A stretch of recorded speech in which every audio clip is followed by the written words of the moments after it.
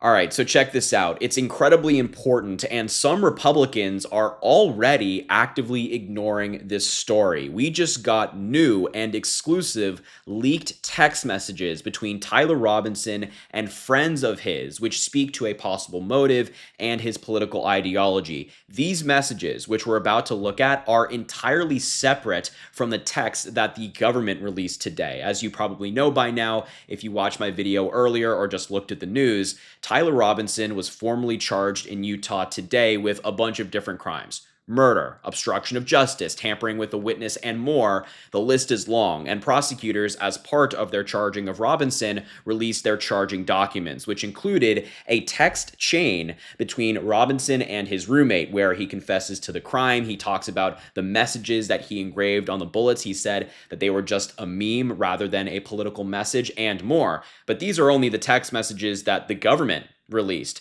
Ken Klippenstein, a journalist who interviewed one of Tyler Robinson's longtime friends, has obtained a bunch of different messages from Robinson to a lot of his friends on Discord, and they tell a pretty interesting story. So I want to get into this article from Ken Klippenstein. Before I do so, make sure to subscribe to the channel, drop a like on the video, comment, let me know what you think about the story and everything that has taken place in the United States in just the past couple of days. But without further ado, let's dive in. Exclusive leaked messages from the Charlie Kirk assassin. Accused shooter's politics is not what the government and the media says Ken Klippenstein. Quote, "Hey guys, I have bad news for you all. It was me at UVU yesterday." Thus, Tyler Robinson messaged his friends on Discord, seemingly apologizing for murdering Charlie Kirk. "I'm sorry for all of this." He says, "I obtained this and other Discord chats I've decided to publish, along with new information I've learned about Robinson from the people who knew him best." And this is just an example of one of the leaked text messages where Tyler Robinson, who is behind the username you can see on your screen in pink and purple, whatever it is, confesses to the crime, saying, "Hey guys, I have bad news for y'all. It was me." He said this into his large Discord with a bunch of his friends who are part of basically this big group chat. That's a good way to think of it. It's just a big group chat. And it's important to point out before we look at more of these text messages that Donald Trump has been portraying Tyler Robinson as a far-left lunatic. Many on the left have been portraying Tyler Robinson as a far-right lunatic. But the answer is probably more nuanced than that. And as I said in my video earlier today, from everything I've seen, from reading the charging documents, from reading the text messages, it seems more like this guy is just insane. He's just a guy who snapped, became a psychopath, and did something terrible rather than acting out of a political ideology per se.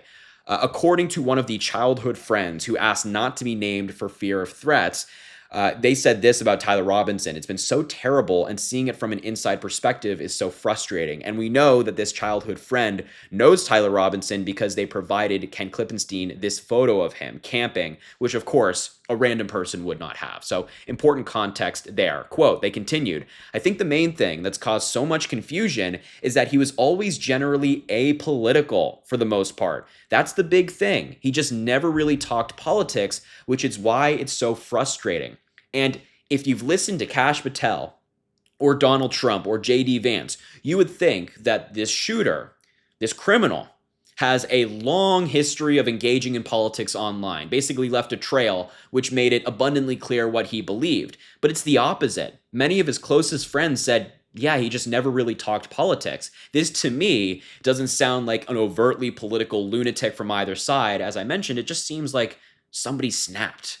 But of course, we're going to learn more as prosecutors release more. The picture that emerges bears little resemblance, Klippenstein says, to the media version. Robinson, I am told, though quiet, was a well-liked person with a supportive family. The friend group who he interacted with on Discord, far from some kind of militia camp or Antifa bunker it's been portrayed as, represented a range of different political views, but they mostly talked about video games. Like, normal 18 to 22-year-olds do. Yesterday, FBI Director Kash Patel said in an interview that Robinson subscribed to left-wing ideology, citing his family remarks to investigators, which they did include in the charging documents, if I can find it here, right here. Robinson's mother explained that over the last year or so, Robinson had become more political and started to lean more left, becoming more pro-gay and trans-oriented. And this seems to be what politicians on the right and prosecutors are relying on to say that he's left-wing. But this characterization has been pushed back on by people who know Tyler Robinson. Those close to Robinson said that there was a lot of family who didn't know much about him. Quote, their ideas are based on someone they didn't fully understand, the childhood friend told me. Though the family was generally supportive of Robinson, they didn't seem to know about his relationship with a transgender person named Lance. And the information that's all coming out at once is so conflicting. And that's why I think it's really hard to draw a conclusion in one direction or another. Because you have the grandma who said that everybody in the Robinson family is MAGA. Then you have his mother saying that he's more left wing. And then you have his friends saying that he was apolitical. It's just like, people are dragging folks in different directions to believe one thing or another. But as I've said throughout this entire kind of story, I think it's just much more nuanced than many, especially on the Republican side, are making it seem. When I asked if his family would have been accepting the friend of the relationship, the friend replied, I don't even think Tyler knew the answer to that question, which is why he kept it so low key between themselves. Tyler's bisexuality, the friend said, was coupled with openness on LGBT issues, but his wasn't some cookie cutter lefty position on every or even most issues, his friend says.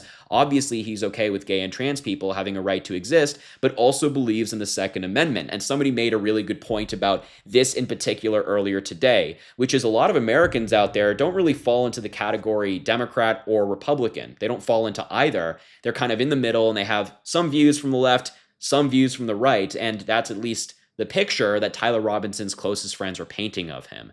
To all of us, it seemed like he was a simple guy who liked playing games like Sea of Thieves, Deep Rock Galactic, and Helldivers 2, loved to fish and camp. These are all video games, and as you'll remember, the words that Tyler Robinson put on the shell casings are now at least confirmed to be references to video games. I mean, Tyler Robinson even said this himself in the text messages prosecutors released, saying the messages are mostly a big meme. If I see one of them on Fox News, I might have a stroke. So even Tyler Robinson is kind of confirming that, a lot of these were references to video games. And here are some of the messages where, for example, he talks about video games in conversation with, I guess, one of his friends here on Discord, and there's more. The only time he ever mentioned politics, the only time he ever said the name Biden or Trump in this Discord where all of his friends were, and he's been in it since at least 2019, probably even before, was he mentioned Trump once in 2019, referencing the impeachment inquiry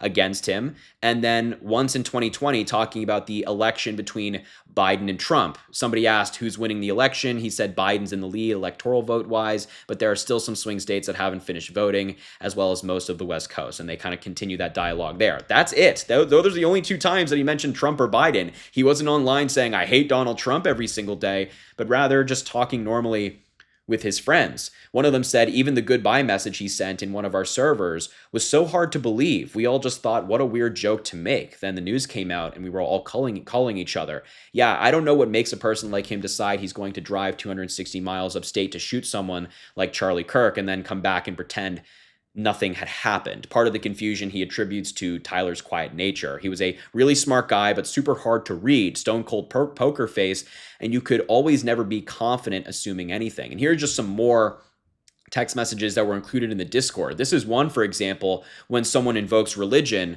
regarding the shooting of Charlie Kirk, saying, regardless of the horrible actions that took place, we must take this moment to remember that God is living and loving God who loves all of his children. So you can see there's a wide range of political beliefs in this Discord server. And then other times, I mean, this was him.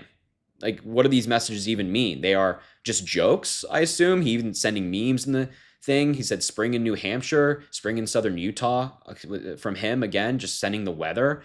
Had to replace a monitor, somebody said. He said, I know that feeling. I mean, look, a lot of these text messages just show that, this guy, as I think the governor of Utah said, along with his other crazy comments, was just like a normal guy, and then he snapped. So I've maintained, and I think I still maintain, regardless of the governor of Utah and prosecutors saying that he's left-wing, I think I maintain that it's just much more nuanced than that. And I don't think there's really much evidence to point in one direction or another. He said he hated Charlie Kirk, said that Charlie Kirk spread hate, but Also, the bullets on the the memes, or I should say on the bullets, were just that. They were memes according to him. So I don't know. Let me know in the comments what you think. I'll leave the video there. Thank you so much for watching. Make sure to subscribe down below, drop a like on the video. Again, comment, let me know what you think about all of this. I'm trying to make sense of it with you, and I'm just trying to give you all of the most accurate information we know. As I've said to you before, I will never speculate unless I think it is helpful or I have evidence to do so. I will never just put out my opinions baselessly and attack a side because that's what I want to do. I'm going to give you the most accurate information, and I hope you appreciate that. But anyway, I'll leave the video there. Have an amazing rest of your day. We'll talk soon.